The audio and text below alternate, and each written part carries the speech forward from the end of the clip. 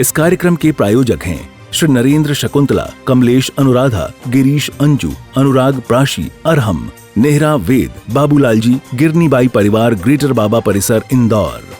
श्रीमान ओम प्रकाश प्रभादेवी सेठी, श्रीमान संदीप सविता सेठी, श्रीमान सचिन अमिता, यशस्वी लहर अवयुक्त अव्यान एवं समस्त सेठी परिवार, गुवाहाटी, बेंगलोर। श्री विजय, श्रीमती वाणी छावड़ा, किशनगढ़। श्री हेमंत सेठ, बांसवाड़ा। श्रीमती चंद्रकांता, श्री भरत, श्रीमती ऋतु जैन, इंदौर।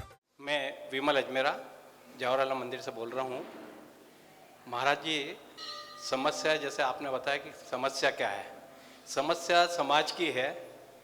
मैं कई बार देखता हूँ, मुझे मन में यह फील होता है कि हम पूजा कर रहे हैं, पक्षाल कर रहे हैं, अभिषेक कर रहे हैं, कुछ भी कर रहे हैं, विधान कर रहे हैं, सामने जिनवानी माता रखी हुई है, धर्म की किताब रखी हुई है, पक्षाल कर रहे हैं, तो हाथ में पक्षाल का कपड़ा रखा हुआ है और हम जोर जोर से बोल रहे हैं। तो हमारा जो मुंह से थूक जाता है वो जिनवानी पे भी जाता है, मूर्ति पे भी जाता है। शांति धारा बोलते हैं, जोर जोर से बोलते हैं वहाँ पर, तो मूर्ति पर भी वो जो मुंह का थूक है वो जाता है। तो ये अभिनय होता है, ऐसा मुझे लगता है। तो कृपया इसका समाधान करें। देखें, आगम के अनुकूल अगर हम पूरा कार्यक्रम करें, क्योंकि आचार्य भगवंतों ने पहले हमें अभिषेक पूजन करने की पहले की क्रियाएं जो होती हैं वो हमने करना छोड़ दी है। हम आते ही सीधा ओम जय जय बोलते हैं, जबकि उसके पहले कुछ क्रियाएं और हैं। उन क्रियाओं में एक है कि अभिषेक शुरू करने के पहले या पूजन शुरू करने के पहले मौन रखा जाता है। मौन रहने का नियम है। जब तक मैं मंदिर में हूँ, जब तक सभी चीज़ों का मेरा त्याग है, ऐसा प्रतिक्रमण होता है, ये विधि है। पर हमने इसको छोड़ दिया है। वो छोड़ने का ही फल है कि हम मंदिर में बोलते हैं। आपको ध्यान हो, जब बड़े विधान होते ना, शांति विधान, ये तो उसमें हम मंदिर प्रतिष्ठा, इंद्र प्रतिष्ठा कराते, तो उसमें आता है कि अब मैं धर्म के अलावा कुछ शब्दों का उच्चारण नहीं करूँगा। तो वो नियम अगर हम कर दें तो थूक उड़ेगा ही नहीं, पर हम उसको करते ही नहीं। आ करके सीधे शांति धारा कर देंगे, सीधे अभिषेक कर देंगे। तो वो जब नियम के विरुद्ध काम होगा तो निश्चित रूप से वो अभिनय का कारण तो बनता ही है। जब भी हम भगवान के पास हों, कहीं हों, तो हमें उच्चारण इतना ही करना चाहिए कि हमारे कानों तक सुनाई दे। किनको सुनाई दे? हमारे कानों तक सुनाई दे। इतना ही उच्चारण हमें करना चाहिए। इतना अधिक उच्चारण न करें, क्योंकि सार्वजनिक स्थान है। कौन सा स्थान है? सार्वजनिक स्थान में सभी लोग पूजा आराधना करते हैं और किसी को डिस्टर्ब न हो, किसी को विघ्न न हो, किसी को बाधा न हो। अब वो अलग बात है कि जब बड़ा अनुष्ठान होता है तो समाज की मर्जी होती है, तब माइक भी लगेगा और सब होगा। उसको अलावा जो प्रतिदिन की क्रियाओं में है, बिल्कुल हम तो ये कहते हैं कि निश्चित रूप से हम चाहे धीरे बोलें चाहे जोर से बोलें, पर थूक बाहर निकलता है। तो सबसे बढ़िया है कि हम जब तक पूजन करते हों, जब तक मौन का नियम रहे कि हम मंदिर में हैं, तब तक हमारा मौन रहेगा, किसी भी प्रकार का हम नहीं करेंगे। और निश्चित रूप से जब माँ जिनवाणी पर, भगवान पर, कपड़ों पर, सामग्री पर जब थूक उड़ता है ना, तो निश्चित रूप से वो सामग्री अशुद्ध हो जाती है। क्या हो जाती है? अशुद्ध। आपको ध्यान हो तो हम सामग्री को शुद्ध करने का भी मंत्र बोलते हैं। जब बड़े का विधान करेंगे, हम 2 दिन बाद देखिएगा, आप ध्यान से सुनिएगा, तब हम सामग्री को शुद्ध करने का मंत्र भी बोलते हैं। तो भी इतनी जोर से बोलने की आवश्यकता ही नहीं है हमें। हम शांति से बोलें, धीरे से बोलें। और आपको लग रहा है कि आपके मुंह से थूक आता ही है, किसी के दांत नहीं होते तो आता है, तो फिर हम उसका और अन्य अन्य प्रकार से उपाय करें, या फिर हम कम बोल करके हम मन में ही अपनी पूजा करें, पर भगवान का अभिनय किसी प्रकार से नहीं होना चाहिए। आप तो यहाँ की बात को, हम चौके में भी परेशान हैं। मन थुद्दी, वचन थुद्दी, काय थुद्दी, अने सब थूक दिए, अने कटोरी हाथ में है और शुद्धि बोलते हैं। तो आपको तो मंदिर का विकल्प होता है, हमको तो चौके का विकल्प होता है। हम कहते हैं कि भाई शुद्धि बोलने के बाद हाथ धो। मैं अभी तो धो के आई हूँ। अरे हाथ धोने के पहले शुद्धि बोले हो तो हाथ यूं गए हैं तो कहीं ना कहीं थूक तोड़ा है ना आपको। तो चौके का भी नियम भी रखो मंदिर के साथ कि जब बोले तो पहले हाथ जोड़ कर शुद्धि बोले, उसके बाद दोनों हाथ धोएं और फिर मौन हो जाए। नहीं तो आप तो कटोरी हाथ में है, मन थुद्दी, वचन थुद्दी, काय थुद्दी, सब हो गया थुद्दी। तो ऐसा मंदिर में भी नहीं करें और चौकों में भी ऐसा न करें। उसका निश्चित रूप से आपको कर्म का बंध होता है। आपको एक बात बताऊं, एक करकुंड नाम की व्यक्ति की कहानी है शास्त्र में। क्या? करकुंड। एक माली था, तो उस बगीचे में बहुत सारे मंदिर थे। तो रोज राजा सेठ लोग आते थे, तो वो वहाँ कुछ न कुछ चढ़ाते थे। कोई रत्न चढ़ा रहा है, कोई चांदी का चढ़ा रहा है, तो वो माली सोचता था मैं क्या चढ़ाऊँ भगवान को। तो उसने क्या किया कि वहाँ जो तालाब था, तालाब में से कमल का फूल निकाला और वो भगवान को चढ़ा दिया। अब चढ़ाने के बाद वो फूल चढ़ाने के फल से तो उसी नगर में सेठ का लड़का हुआ। क्या हुआ? सेठ। पर कर का मतलब आता है हाथ, और कुंड का मतलब फोड़ा। तो कड़कुंड नाम था। उसके हाथ में इतना बड़ा फोड़ा हो गया कि उसने इतना मवाद निकलता था कि उतना राजा का, सेठ का बेटा होने के बाद उसके पास कोई बैठना पसंद नहीं करता था। फिर एक मुनिराज आए और मुनिराज को उन्होंने पूछा कि क्या कारण ये जिसमें फोड़ा ऐसा हो गया है। तो उस मुनिराज ने कहा कि आप इसी बगीचे में माली का काम करते थे और आपने फूल चढ़ाया। तो फूल तो चढ़ाया पर उसको शोधन नहीं किया। फूल की डंडी में कीचड़ बना हुआ था, कीचड़ लगा हुआ था, गंदा था। तो वो गंदगी का फल है कि तुम्हारे हाथ में गंदगी आई है, और फूल चढ़ाने का फल है कि आप देव बने, सेठ का लड़के बने हो। तो जरा सी गंदगी के कारण भी शरीर में ऐसे रोग हो जाते हैं। आप भगवान की पूजा करते हो, खूब धन मिलता है, खूब रुपया मिलता है, पर कोई बीमारी आ गई कि हम भगवान की पूजा ही नहीं कर पा रहे, सफ़ेद दाग हो जाते हैं, हम आहार ही नहीं दे पा रहे। तो ये तुमने जो पूजा की, अशुद्धता के साथ जो पूजा की, उसका फल, पूजा का फल जो मिलना वो तो मिला ही है, पर अशुद्धता का फल भी साथ में मिला है। इसे शुद्धता का ध्यान रखना, नहीं ऐसे कर्कुण बन जाएंगे तो फिर न जाने हमारे पास कोई बैठना भी पसंद नहीं करेगा। शुद्धि का बड़ा ध्यान रखें। ओम नमः। मैं सुमन जैन। महाराज जी, मैं ये पूछना चाहती हूँ कि हमारे साल में 3 बार 10 लक्षण पर्व आते हैं, तो उनमें क्षमामणि पर्व भी आता है। तो हम तो वैसे भाद्रपद भी पर्युषणी मनाते हैं, तो उसमें भी क्षमामणि आती है। अब क्षमामणि पर्व पर हम एक दूसरे से क्षमा मांग लेते हैं, तो मुझे वो क्षमा, भले ही चाहे वो मैं स्वयं ही हूँ, कि ऐसा लगता है कि केवल हम शब्दों की क्षमा मांग रहे हैं। क्यों? उस क्षमा के मांगने के बाद या सामने वाला हमें क्षमा कर रहा है, उसके बावजूद भी हम पुरानी बातों को लेकर उलझ जाते हैं। तो वो कहाँ तक हम इन चीज़ों को सही करें?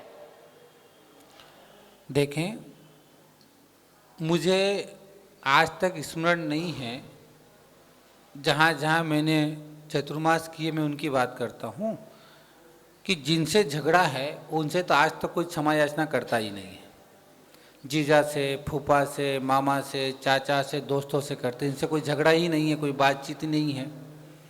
जिनसे झगड़ा हो उनसे क्षमा याचना कर रहे हैं तो फिर कोई दुश्मनी नहीं बचेगा। अगर आपके मन में कि मेरा शत्रु है, इसका मतलब आपने क्षमा याचना की ही नहीं है। क्षमा याचना अब धर्म नहीं रह गया है, पर्व मना लिया है। क्या मनाया हमने? क्षमा याचना को पर्व बना दिया है, धर्म नहीं रहा।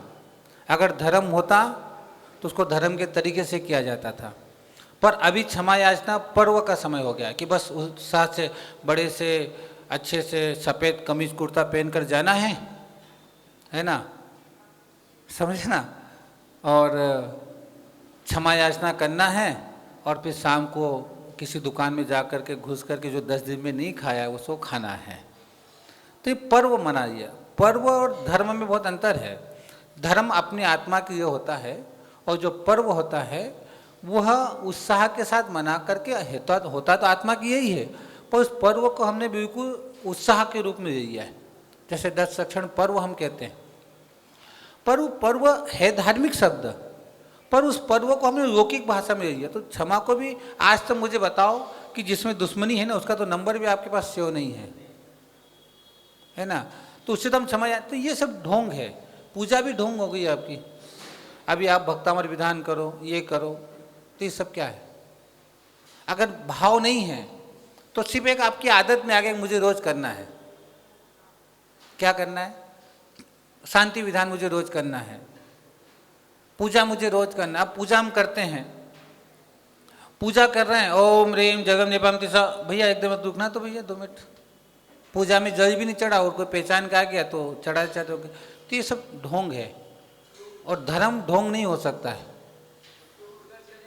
है ना। ढोंग का मतलब तात्पर्य क्या समझे आप, कि ये सब नहीं है। क्षमावणी पर्व भी कुछ ऐसा ही हो गया है कि आप सिर्फ पर एक दोस्तों से मिलने का एक बहाना हो गया है और एक दूसरे के घर नाश्ता करने का कार्यक्रम हो गया है।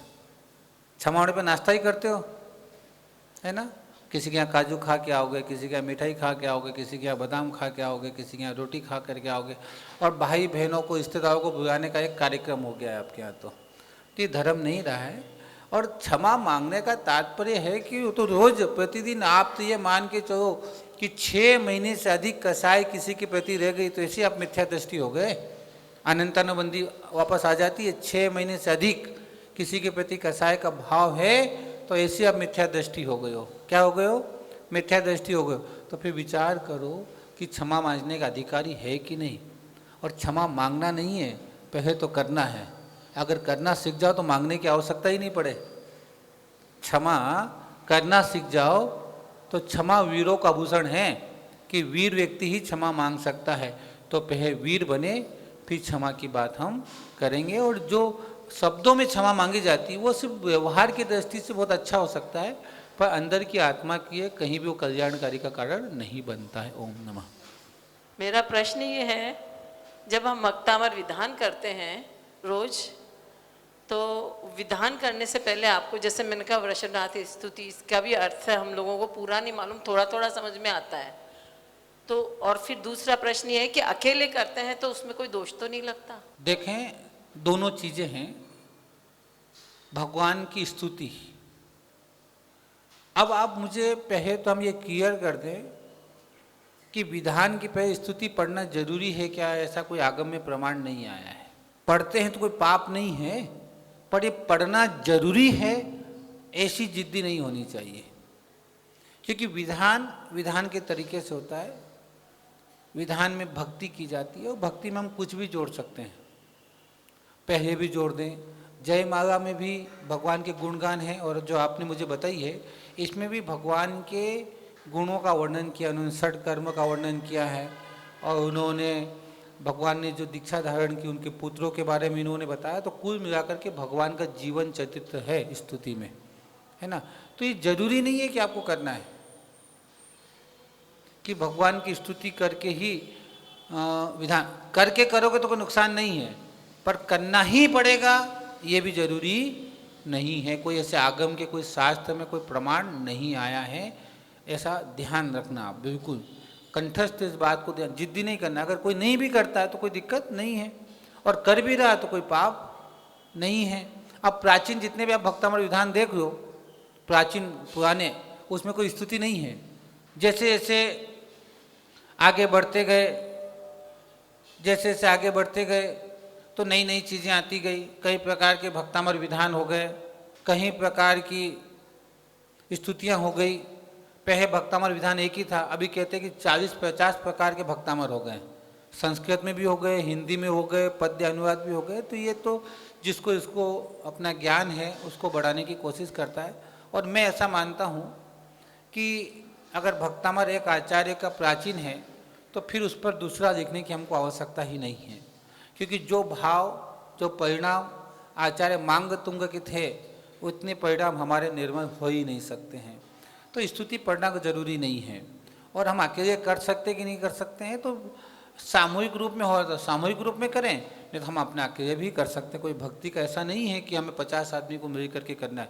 हम अकेले भी हैं तो भक्ति अकेले ही कर सकते हैं, जरूरी नहीं है कि सामूहिक में ही करना है या अकेले में ही करना है, जैसी मंदिर की परिस्थिति हो।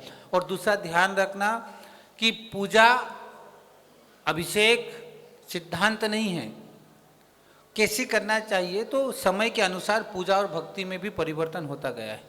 पहले पूजाएं आध्यात्मिक तरीके की, आध्यात्मिक मतलब गहन रहस्यवायु होती थी, जिसमें न तो वर्तमान का संगीत पाया जाता था। अब जो पूजाएं बन रही है उनके भाव में और पुरानी पूजाओं के भाव में बहुत अंतर पड़ता है। संगीत ही बदल गया। पहले अलग संगीत होता था जिसमें भावों में, पूरी पूजा में हम भगवान आदिनाथ का जीवन चरित्र, जैसे आदिनाथ भगवान की पूजा देखो, उसमें पूरे चारों गतियों का वर्णन आ जाता है और भगवान का जीवन चरित्र आ जाता है। अभी हम जो पूजाएं बनने लगी उसमें सिर्फ अध्यात्म की बातें होने लगी हैं। तो वो कहीं न भी हमें भगवान से कनेक्ट नहीं कर रही, जबकि भक्ति से हमको भगवान से कनेक्टेड होना है। मैं आपसे कब कनेक्ट होऊंगा? जब मुझे आपका जीवन चरित्र पता चलेगा, तब मैं आपसे कनेक्टेड होऊंगा। अब वो पूजाओं में जब जीवन कनेक्टेड ही नहीं है तो हम क्या भगवान से कनेक्टेड होंगे? हम जब माल भी खरीदते हैं ना, हम इतने होशियार हो गए हैं कि देखते हैं कि क्या क्या फ़ायदा है और क्या क्या फ़ायदा नहीं है। तो जब तक भगवान के बारे में पता नहीं चलेगा तो भगवान के प्रति हमारा मन भी नहीं रखता है। तो इसलिए पूजाएं हम कैसी भी कर सकते हैं। और भक्ति में ध्यान रखना, कभी विवाद मत करना कि ये होना जरूरी है, ये नहीं। भक्ति में तो ये कहा है कि आप दीपक से ही पूरा भक्तामर विधान कर दो, कोई दिक्कत नहीं है। बादाम से ही पूरा विधान कर दो। 36 प्रकार की पूजाएं बताइए, 35 प्रकार की पूजाएं बताइए। कितने प्रकार की? 35 प्रकार की पूजाओं का वर्णन आया शास्त्र में। जैसे आपके पास कुछ नहीं साधन है तो आप मयूर पंख की पिच्छी बनवा करके भगवान का मार्जन कर देंगे नहीं, उसको भी पूजा में गिना है। मैं नहीं कह रहा हूँ, श्रावकाचार में आया है। अपने 36 प्रकार के श्रावकाचार, 35 प्रकार के श्रावकाचारों का संग्रह, श्रावकाचार संग्रह सोलापुर से प्रकाशन हुआ, उसको पढ़ना, उसमें सारे श्रावकाचार आ गए जितने जैन धर्म में। तो ये जो भगवान के पास हम जाते हैं, ये भक्ति है। अब कैसे करना, हम चावल ऐसे चढ़ाएं, ऐसे चढ़ाएं, ये सब हमारे नाटक हो गए, इससे सब कर्म का बंद होता है। भक्ति में बस भक्ति में ध्यान रखना कि भगवान का अभिनय न हो और कोई ऐसा पदार्थ न चढ़े जो अभक्ष हो। कैसा हो? अभक्ष पदार्थ तो वो न चढ़े और अभिनय न हो। बाकी आप भक्ति जैसे करना चाहो भगवान की भक्ति कर सकते हो। ये सब भक्तामर विधान है, पूजाएं हैं, पाठ है, स्तुति है, ये सब भगवान की भक्ति है। क्या है? ये सब भगवान की भक्ति है और इसको निरंतर हमें करते रहना चाहिए। ओम नमः। इस कार्यक्रम के प्रायोजक हैं श्री नरेंद्र शकुंतला, कमलेश अनुराधा, गिरीश अंजू, अनुराग प्राशी, अरहम, नेहरा वेद, बाबूलाल जी, गिरनीबाई परिवार, ग्रेटर बाबा परिसर, इंदौर। श्रीमान ओम प्रकाश प्रभादेवी सेठी, श्रीमान संदीप सविता सेठी, श्रीमान सचिन अमिता, यशस्वी लहर अवयुक्त अव्यान एवं समस्त सेठी परिवार, गुवाहाटी, बेंगलोर। श्री विजय, श्रीमती वाणी छावड़ा, किशनगढ़। श्री हेमंत सेठ, बांसवाड़ा। श्रीमती चंद्रकांता, श्री भरत, श्रीमती ऋतु जैन, इंदौर।